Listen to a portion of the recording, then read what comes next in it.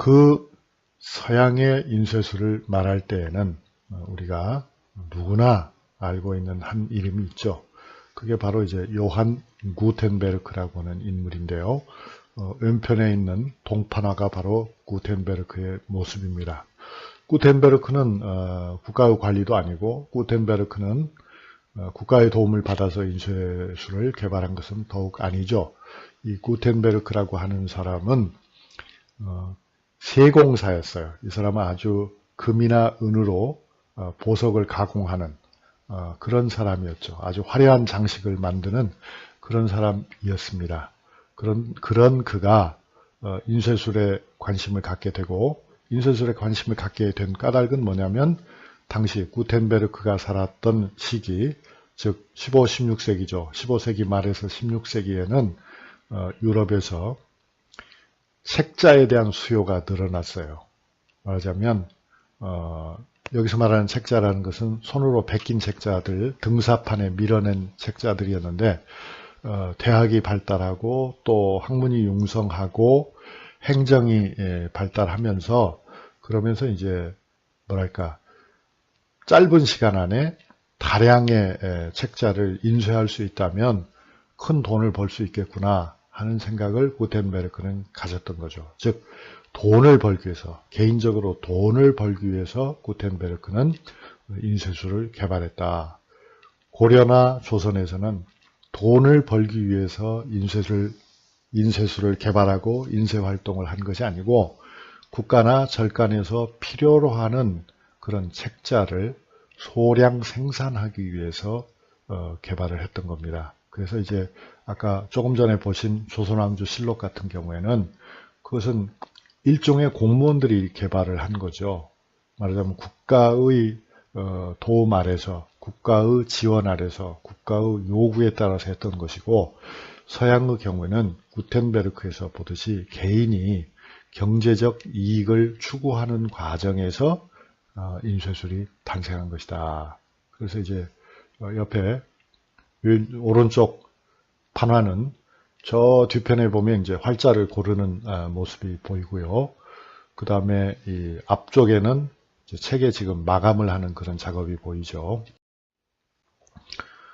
그 구텐베르크 인쇄기는 어떻게 생겼는가 하면 보시다시피 왼편에 보시다시피 어떤 한 사나이가 지금 저 뒤에 서 있는데, 그는 긴 막대를 한 손으로, 오른손으로 잡고 있죠. 그러니까 이 오른손으로 계속 그가 잡아당기면은 활판이 위에서 지금 아래로 내려오는 거죠. 그가 지금 왼손으로 붙들고 있는 것이 활판입니다. 그 활판이 내려와서 그 아래쪽에 보면 낮은 받침대가 있고 그 위에 종이가 있지 않습니까? 그 종이에 이제 인쇄를 하게 되는 겁니다. 그래서 그렇게 인쇄된 종이를 지금 세 사람이, 구텐베르크를 포함해서 세 사람이 서서 살펴보고 있습니다. 인쇄 상태가 좋은지를 지금 점검하고 있는 것이죠. 그들이 이렇게 해서 찍어낸 많은 서적이 있는데, 그 중에 이제 가장 대표적인 것이 무엇이냐 할 것 같으면은 오른편에 보이는 책자입니다. 오른편에 보면 여러분이 보시기에 칼라 책자를 찍었나? 그렇진 않죠.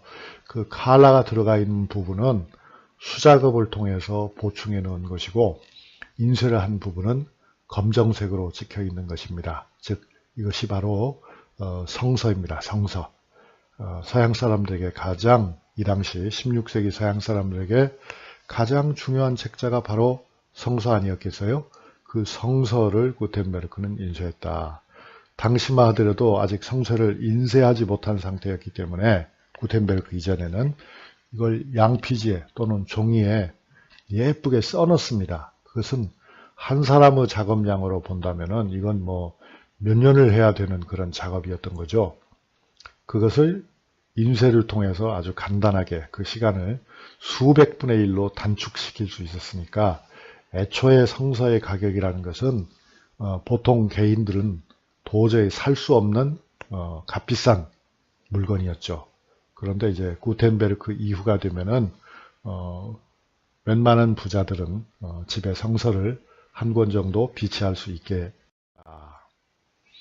그런데 이제 그 인쇄물 중에서 구텐베르크도 그렇고 이제 구텐베르크가 사업을 벌려서 그 사업이 잘 되었기 때문에 많은 사람들이 인쇄업에 뛰어들었습니다.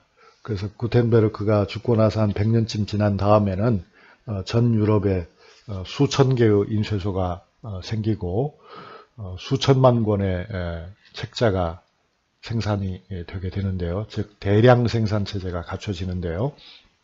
그런데 지금 그 당시 인쇄소에서 많이 찍었던 한 종류의 인쇄물이 있는데 그것이 바로 왼편에 보이는 것입니다. 왼편에 보이는 것 무엇입니까?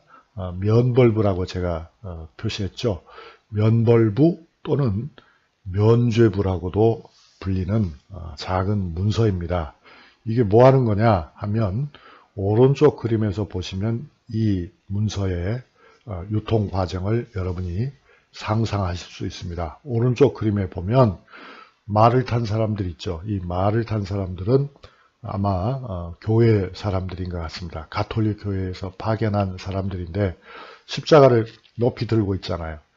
그리고 이제 그 오른쪽 그림의 아랫부분, 왼쪽 아랫부분에 보면은 한 사나이가 큰 모자를 쓰고 책상에 앉아 있습니다. 이 사람이 바로 이제 이 면벌부 또는 면죄부라고도 하는 것을 팝니다. 판매를 하고 그 사이에 서 있는 많은 사람들은 돈을 들고 와서 이 문서를 구입하는 것입니다.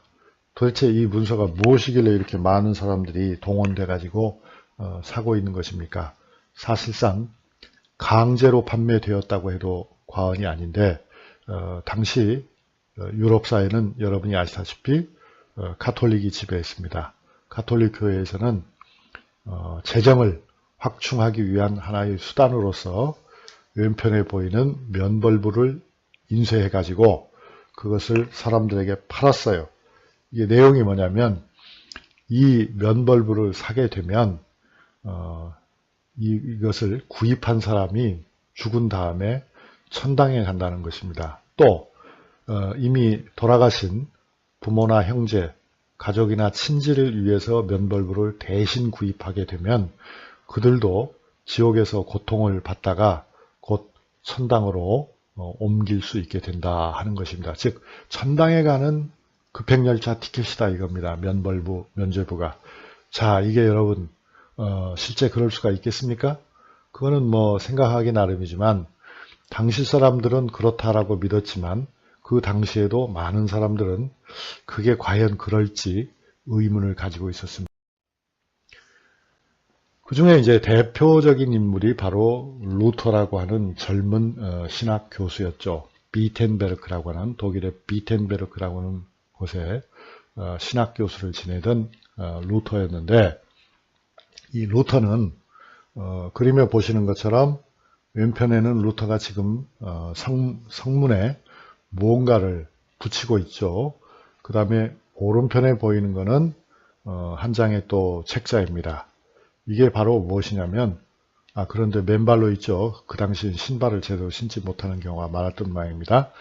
루터가 성에 지금 비텐베르크 성문에다가 못을 땅땅땅 박아서 걸고 있는 것이 바로 반박문입니다. 즉 로마 교황청이 면벌부를 판매하고 또 이러저러한 여러 가지 비합리적인 일을 하고 있었는데 그것을 공격하는 95개 조항의 글입니다. 그런데 이제 오늘날 학자들의 연구에 따르면은 루터가 95개 조의 반박문을 비텐베르크 성문에 직접 붙였을 가능성은 별로 없다고 그래요. 그러면 어떻게 되는 겁니까? 교수님, 이 95개 조 반박문은? 그런데 또 다른 연구에 의하면 루터가 직접 그 내용을 성문에 걸지는 않았을지라도 역시 95개 조의 반박문을 쓴 것은 사실이다. 그리고 그 95개의 반박문이 인쇄된 것도 사실이다. 그래서 그렇게 인쇄된 95개 조 반박문, 오른편에 보시는 그런 팜플렛이 독일에 그리고 독일의 이웃 나라들에 수만 부가 퍼져나갔다. 그래서 많은 사람들에게 큰 영향을 주었다. 그건 뭐 움직일 수 없는 틀림없는 사실이다 하는 것이 오늘날의 연구 결과입니다. 그러면 도대체 루터는 이 가운데서 어떤 내용을 적고 있었을까요? 얼마나 참신한 내용을 적었을까요? 연구 결과를 보면 그렇게 참신한 내용은 없었다고 합니다. 다만 그러니까 이 안에 들어있는 많은 내용은 루터의 독자적인 생각을 적은 거라기보다는 당시 교회를 비판하는 목소리가 없지 않았는데 그 비판하는 목소리를 집대성한 것이라고 봐도 좋다. 루터 한 사람의 독자적인 견해라고 보기는 어렵고 루터도 공유하고 있는, 루터도 생각을 함께하고 있는 당시 천주교의 많은 문제점들을 비판한 것이 맞다. 그리고 그 중에 하나는 당연히 면벌부를 파는 것이 성서적이지 못하고, 즉 예수 그리스도의 말씀을 적은 성경에 기초한 것이 아니고 너무나 자의적이고 제멋대로 해석이고 교회가 그렇게 이익을 함부로 추구해서는 안 된다는 비판의 목소리를 담았다는 점에서는 여전히 중요한 글이다라고 말합니다. 자, 우리는 지식혁명이라는 차원에서 이야기를 하고 있습니다.